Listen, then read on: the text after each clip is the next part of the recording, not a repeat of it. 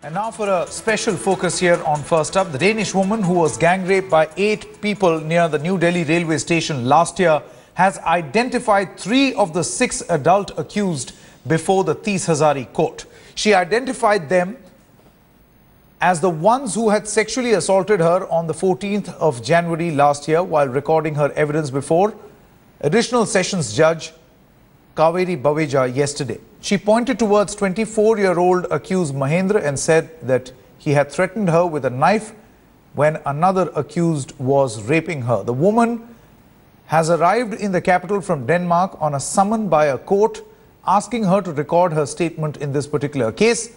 In another revelation, and that's the point that we are mentioning at this moment, the 52-year-old Danish woman had also unsuccessfully tried to mislead her would-be rapist into believing that she was infected with HIV. She pleaded with them to let her go without sexually assaulting her, lest it put them at the risk of contracting AIDS. During the 5-hour-long proceedings yesterday, when she was also cross-examined by the defense counsel, she broke down twice.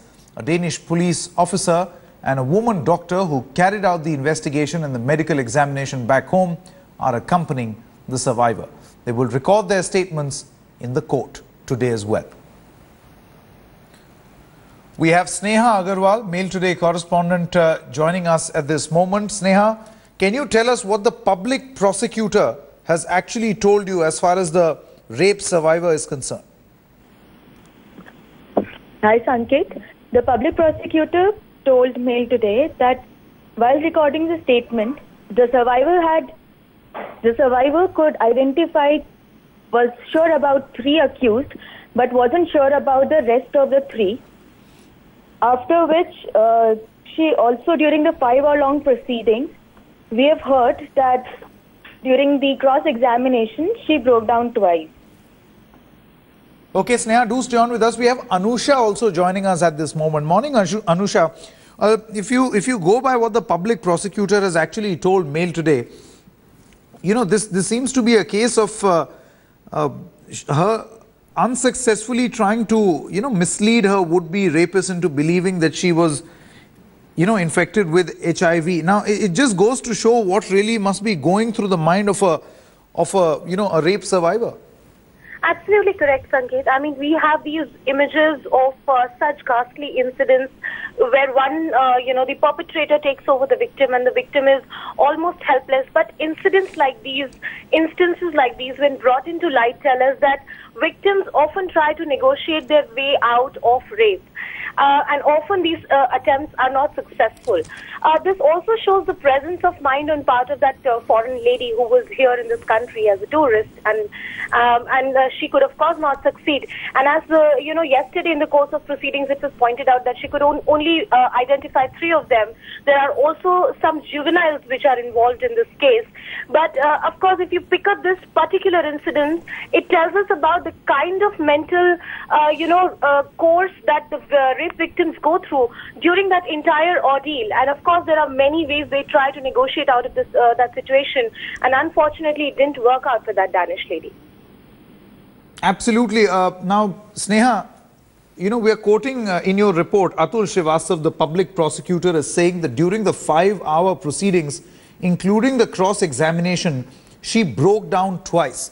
Now, many would say, and perhaps if you could throw more light on this particular fact, that when you cross-examine a person who has survived rape, who's already mentally and emotionally broken, it is but natural to actually break down because you're reliving that particular ordeal. Yeah, which is also true because she came to India after 18 months and recalling the whole episode would have been really traumatizing for her. Okay. Anusha, you have in fact been tracking this entire case very closely. If you could tell us, a sort of a timeline as to what exactly happened in this particular case. Well, it is, as pointed out, it was after months that this lady had visited the country, and right after the incident happened, she actually went back to Denmark, and it was in Denmark that she, took all of these medical tests and all the supervision. And of course, she didn't intend and prefer to stay in the country right after the incident, after the entire experience with the system and the police. Of course, that was also one of the points, that she had mentioned about the entire process of going through with the police and the kind of medical examinations they wanted to go through. Now she had come back because she was summoned by the court, and all of these accused were arrested. And that's when she had, in fact, recorded her statement. And as you're talking about the cross-examination is quite an extensive process. Every minor detail is hammered into by the prosecution, and everyone tries to find out loopholes and details in the testimony of the victim, especially the defense. And it can be exactly very difficult for the victims to put out these kind of details over and over again in an open court sometimes. It is also worth to point out that, the famous Uber case, in that case, the Supreme Court has already taken cognizance of the matter that the rape victim should not be asked to record her statement again and again, and the Supreme Court is in the process of framing some guidelines, according to which a victim will record her statement. But in this particular case, Anusha, this is the first time that this woman is actually recording her statement, because she was asked by the court to actually come and record her statement. Is that the case? That's absolutely correct. That's absolutely correct. This is the first time she's recording her statement, and we hope that the trial goes smooth. The recording of the statements will continue today also at the Tisazari court. It's an extensive process.